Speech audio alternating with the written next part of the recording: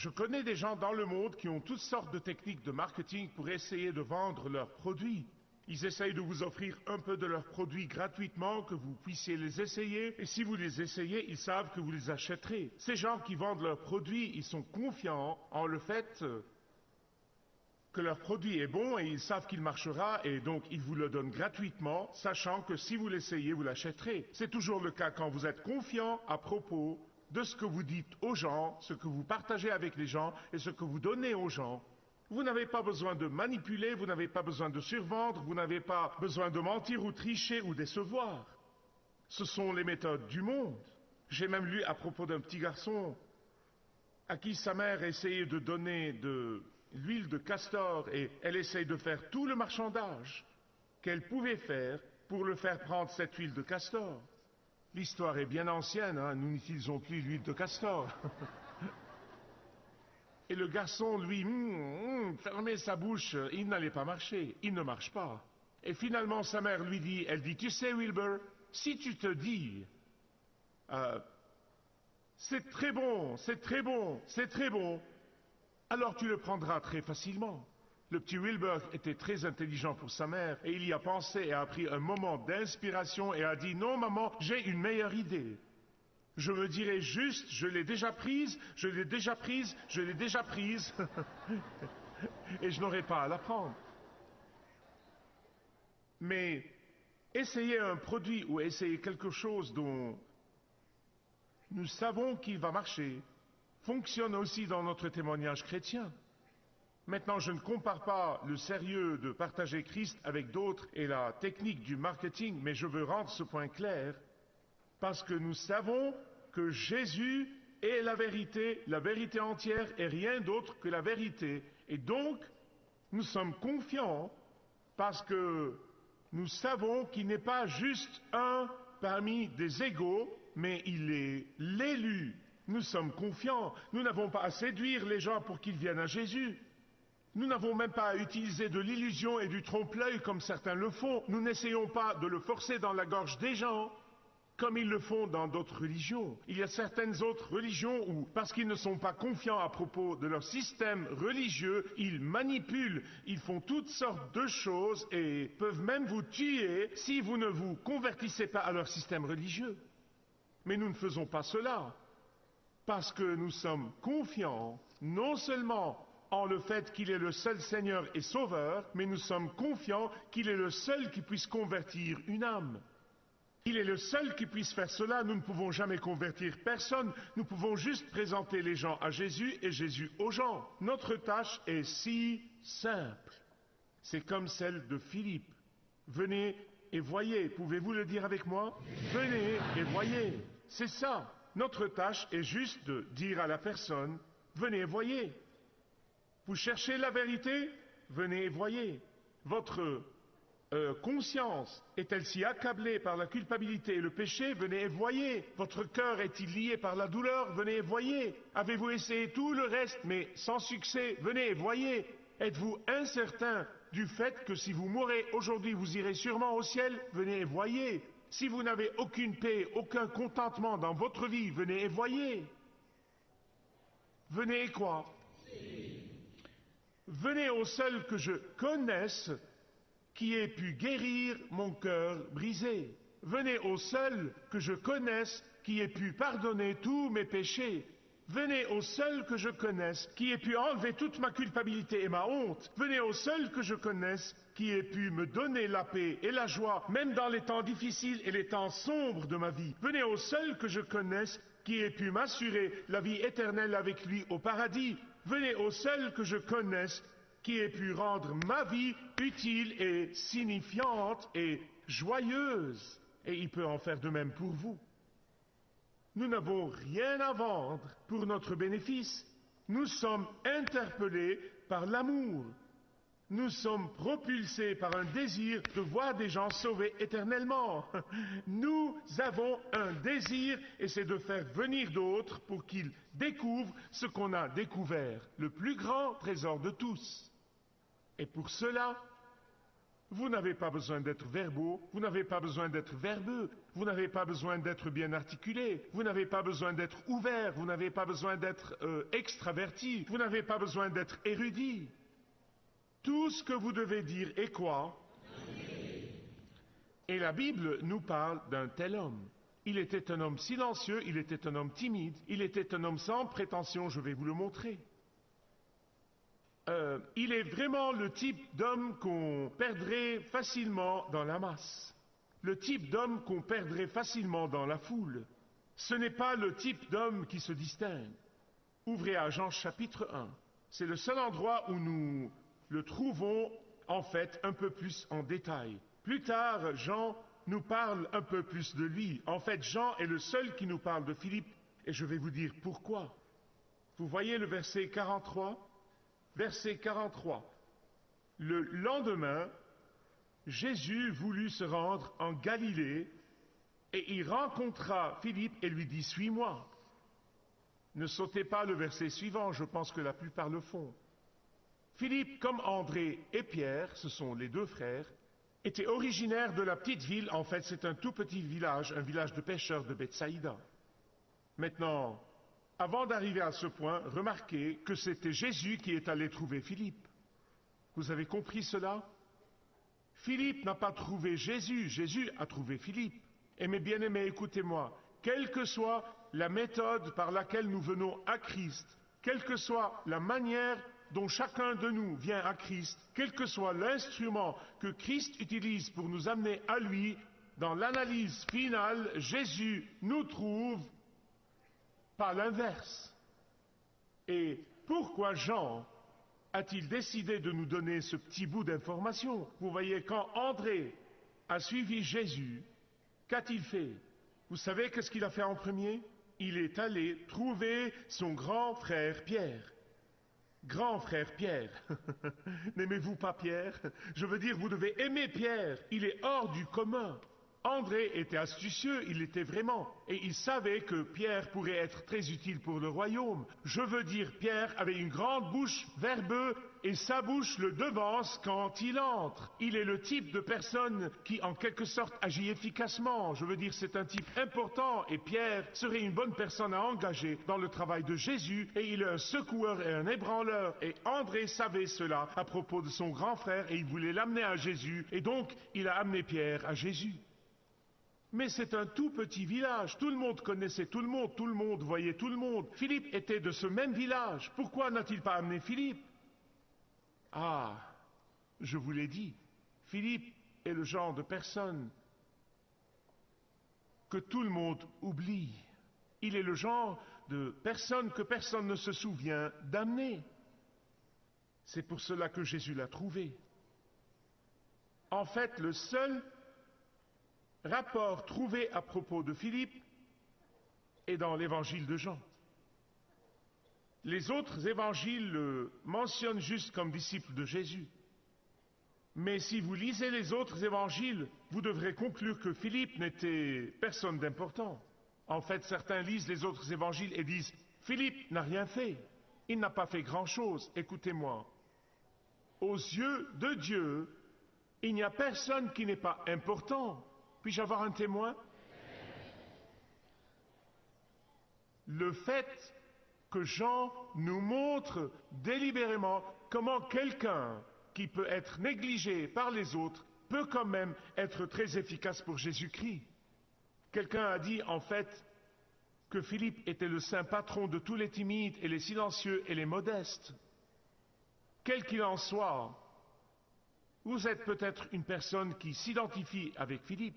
Vous êtes peut-être une personne qui dit « Eh bien, je ne suis pas le type de personne qui agit efficacement, je suis quelqu'un de silencieux, quelqu'un qui travaille dans les coulisses. » Laissez-moi vous dire quelque chose. Si vous vous identifiez avec Philippe, Dieu peut vous utiliser d'une manière plus grande que vous n'ayez jamais pu imaginer. Vous pouvez être sûr d'une chose, et c'est ceci. Vous êtes important aux yeux de Jésus, et il vous cherche. Pour Jésus, vous n'êtes pas invisible. Pour Jésus, vous êtes d'une importance immense. Je vous montrerai dans une minute pourquoi Philippe était si important pour Jésus. Regardez le verset 45 de Jean chapitre 1. Aussitôt que Philippe ait été trouvé par Jésus, il est écrit que Philippe a trouvé Nathanaël. Et il lui a dit, « Nous avons trouvé celui dont Moïse a écrit dans la loi, et celui dont les prophètes ont écrit aussi, Jésus de Nazareth. » Maintenant, avant d'arriver à ce point, je veux que vous sachiez que si vous lisez les rapports des évangiles, vous devrez conclure dans tous entre eux, en fait, que Nathanaël n'était pas l'un des 12. Un de mes collègues partageait en fait avec moi cette semaine. Il a dit, eh bien, il n'est pas listé. Vous lisez la liste des disciples dans Matthieu, Marc et Luc, il n'y est pas. C'est parce que Jean utilise son prénom, Nathanaël, alors que les autres auteurs des évangiles utilisent son nom de famille, Bartholomé. C'est son nom de famille.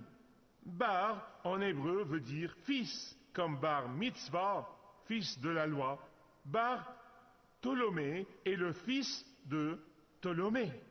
Philippe, bien qu'il soit timide, un homme sans éclat, à sa propre façon, il voulait amener des gens à Christ. Et il a réussi brillamment. Vous voyez, les gens silencieux et timides peuvent inviter des amis et leur dire quoi? Venez et voyez. Ne pensez jamais que vous êtes trop timide pour amener quelqu'un à Christ. Ne pensez jamais que vous n'êtes pas assez ouvert pour inviter quelqu'un à venir à Christ. En fait, ce sont les personnes les plus efficaces pour Christ. Non pas des personnes à grande bouche comme moi, plutôt traitées avec soupçon.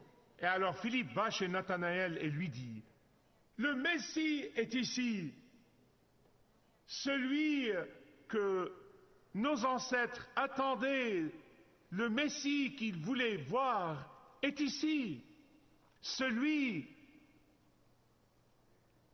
qui est dans chaque livre de notre Bible, l'Ancien Testament, à propos duquel il a été prophétisé qu'il viendrait. Il est ici maintenant. Le Messie que Dieu a promis dans Genèse 3, 15 est ici maintenant. Celui dont Moïse a dit que Dieu suscitera quelqu'un comme moi est ici. Celui qui est le Rédempteur d'Israël est ici. Celui qui est le seul Sauveur et Seigneur est ici. Celui qui est le seul chemin au ciel et au Père est ici. Celui qui est le seul Fils de Dieu est ici. Celui qui est le seul vrai Messie est ici. Mais remarquez la réaction de Nathanaël. Je suis sûr que si vous avez jamais eu l'expérience, vous direz que ce n'est pas surprenant. C'est une réaction commune entre les snobs et les personnes pompeuses. Vous savez ce dont je parle? J'ai rencontré des personnes vraiment pompeuses et vous voyez, les réactions sont fascinantes. Les snobs trouvent difficile de s'abandonner à Jésus, mais quand ils le font, ils font de grandes choses. Nathanaël entend le mot Nazareth et il perd presque la tête. Tu plaisantes. Il ne pouvait même pas le sortir. Nazareth, tu plaisantes, impossible. Vous voyez, Nathanaël est de Cana en Galilée, une petite ville loin de près de 2000 de Nazareth. Et il connaissait Nazareth vraiment très bien. Vous savez, je sais que c'est un fait que certaines personnes, dans certaines régions d'un pays, méprisent les gens venant d'autres régions du même pays. Écoutez la réaction de Nathanaël suite à l'invitation. Nazareth? Peut-il venir de Nazareth quelque chose de bon quand même? Je veux dire, sa voix est remplie de mépris. Sa réaction était chargée de mécontentement. Je veux dire, son attitude est chargée de sarcasme. Mais j'aime aller vite à la réponse de Philippe face à ce genre de snobisme. La réaction de Philippe me bénit vraiment. Je ne sais pas ce que ça vous fait, mais ça me bénit vraiment. J'apprends de la réaction de Philippe. C'est un exemple merveilleux et un modèle merveilleux de réaction. Pensez-y, et je sais que je vous dis ce que j'ai sottement fait dans le passé. Je veux dire, ça aurait été une opportunité pour Philippe de répondre à Nathanaël. Tu es ignorant, tu ne comprends pas. La Bible ne dit-elle pas, laisse-moi te raconter ce que l'Ancien Testament dit, et pour ma part, j'aurais eu une vraie grosse dispute avec lui. Mais il ne l'a pas fait.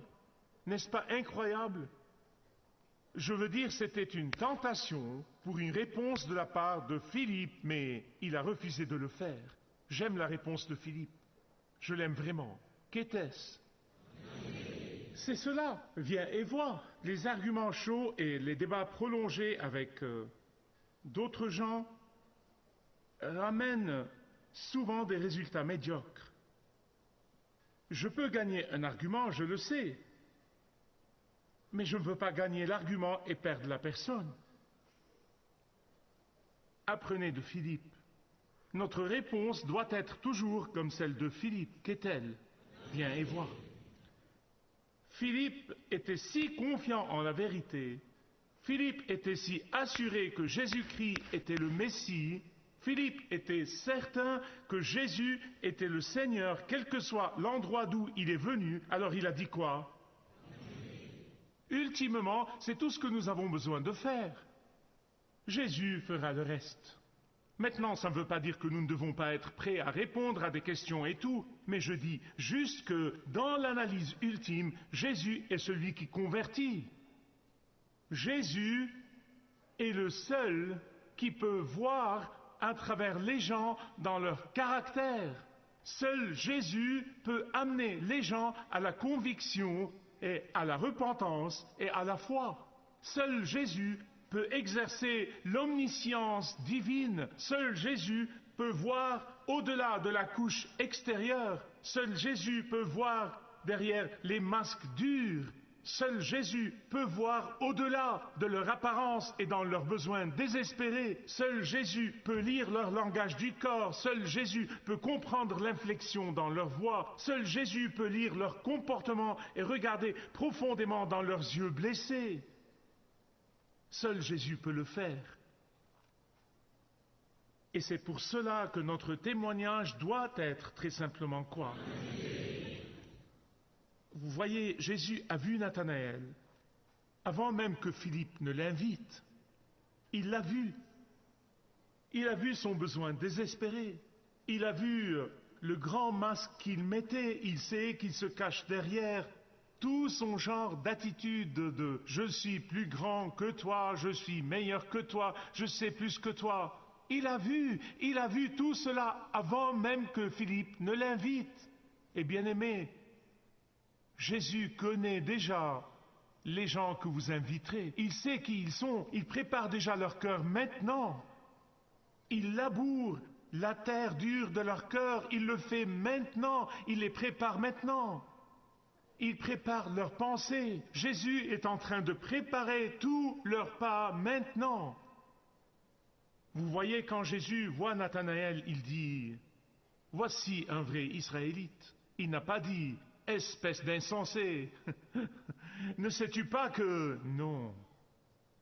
Il a dit « Voici un vrai Israélite ». Il a vu son zèle pour sa religion. Voici un vrai Israélite.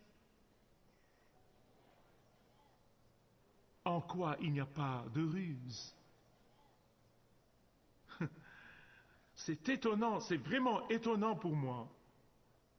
Je veux dire, à ce moment, Nathanaël fond comme du beurre. Il devient si stupéfait par la réponse de Jésus.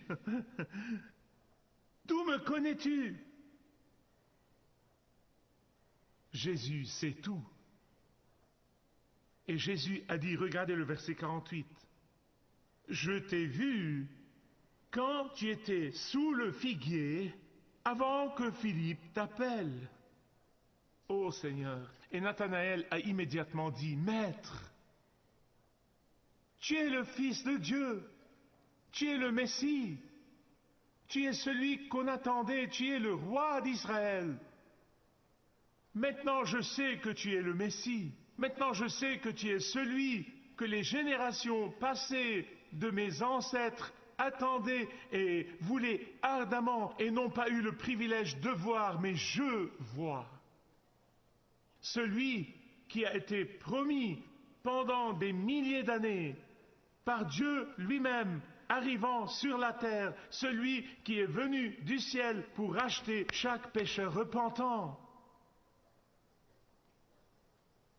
Et Jésus a dit, verset 50, « Tu crois parce que je t'ai dit que je t'ai vu sous le figuier, tu verras de bien plus grandes choses encore. » Nathanaël, tu es un Israélite, tu connais ta Bible, tu sais que dans Genèse 28, ton ancêtre Jacob, Israël, c'est pour ça que tu es un Israélite, tu es le descendant de Jacob, tu es le descendant d'Israël, et tu te souviens dans Genèse 28 que Jacob dans le désert a eu un rêve et une vision des cieux ouverts, et le Fils de l'homme est assis là sur le trône, et les anges montent et descendent. Tu te souviens de cela? Et Nathanaël comprend tout immédiatement. Ses yeux s'ouvrent alors immédiatement. Nathanaël, celui que Jacob a vu dans le désert, c'était moi. Nathanaël, je suis celui par lequel tout a été créé. Je suis celui qui a dit que la lumière soit, et les étoiles et le soleil et la lune sont entrés dans leurs orbites. Je suis celui qui connaissait sa maman avant qu'elle ne le porte. Je suis celui qui est apparu à Abraham 2000 ans avant mon incarnation. Je suis celui qui s'est battu contre Jacob. Je suis celui qui a guidé Israël hors d'Égypte. Je suis celui qui est le commandant des armées de l'Éternel, qui a donné la victoire à Josué. Je suis celui qui a guidé David. Je suis celui à propos duquel David a chanté. Je suis celui que les générations passées ont attendu et désiré ardemment, mais n'ont pas vu, mais tu vois. Tout ce que tu as besoin de dire est quoi?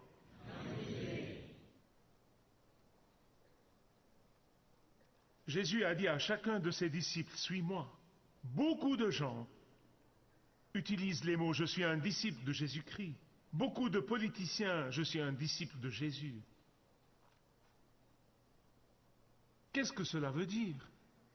Vous voyez, suivre Jésus ne veut pas juste dire admirer Jésus, ou certaines personnes croient que c'est juste d'essayer dur d'être comme Jésus. Eh bien, bonne chance. Sans Dieu, le Saint-Esprit, vous pouvez essayer autant que vous voulez. Vous ne réussirez pas. Politiciens avec des vies dévastées, je suis un disciple de Jésus. Leurs politiques sont démoniaques, je suis un disciple de Jésus. Écoutez-moi, quand Jésus a dit aux disciples, suivez-moi, ça voulait dire que vous devez aller là où il vous prend. Et quoi qu'il vous donne, une obéissance indiscutable. C'est ce que ça veut dire. Suivez-le indiscutablement. Et quand vous faites cela, il accomplira tout ce qu'il commence à travers vous et à travers moi. Inclut la préparation des gens que nous invitons en disant « venez et voyez ». Mais il y a peut-être certains d'entre vous qui ont été invités par un ami et vous n'avez pas vraiment expérimenté Jésus en tant que votre sauveur, votre ami, votre Seigneur. Vous pouvez le faire aujourd'hui. Il vous invite avec des bras grands ouverts. Vous pouvez le faire en privé à votre place.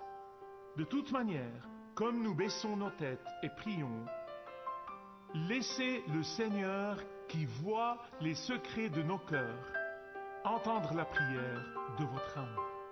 Merci de regarder ce programme. Marcher avec le guide est un programme et un ministère de Kingdom Set que je vous présente chaque jour en anglais, en arabe et en français, dans l'espoir que Dieu l'utilise pour vous toucher et toucher vos besoins. Et je prie que Dieu ait déjà guidé beaucoup d'entre